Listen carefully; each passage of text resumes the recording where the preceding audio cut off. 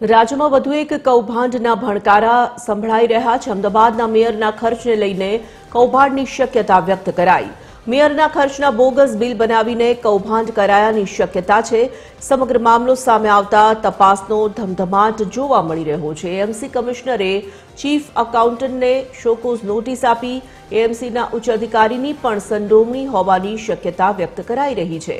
આ મામલામાં અધિકારીઓએ ઢાંક પીછોડો કરવાનો પણ પ્રયાસ કર્યો હતો। પદાધિકારીઓએ મનપા કમિશનર સમક્ષ તપાસની માંગ કરી।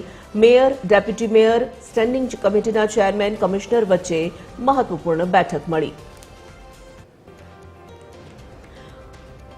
સંવાદદાતા મોનિકા રાજપૂત ફોન લાઈન પર જોડાઈ ચૂક્યા છે। મોનિકા, ખૂબ જ મોટા વધુ એક કૌભાંડના ભણકારા રાજ્યમાં સંભળાઈ રહ્યા છે અને આ વખતે નિશાને જે આવી રહ્યા છે તે મેયરનો ખોટો ખર્ચ હોવાની વાત છે। બિલકુલ તે તોરલ અમદાવાદ મ્યુનિસિપલ કોર્પોરેશનમાં અવારનવાર આવી રીતનાનું કૌભાંડ બહાર આવતું હોય છે। ત્યારે જે આ વખતે અમદાવાદ મ્યુનિસિપલ કોર્પોરેશનના જે મેયરના ખર્ચને લઈને જે કૌભાંડની શક્યતા જે છે બહાર આવી છે, જેમાં ભાજપના જ પદાધિકારીઓએ મ્યુનિસિપલ કમિશનર સમક્ષ તપાસ કરવાની જે માંગ કરવામાં આવી છે।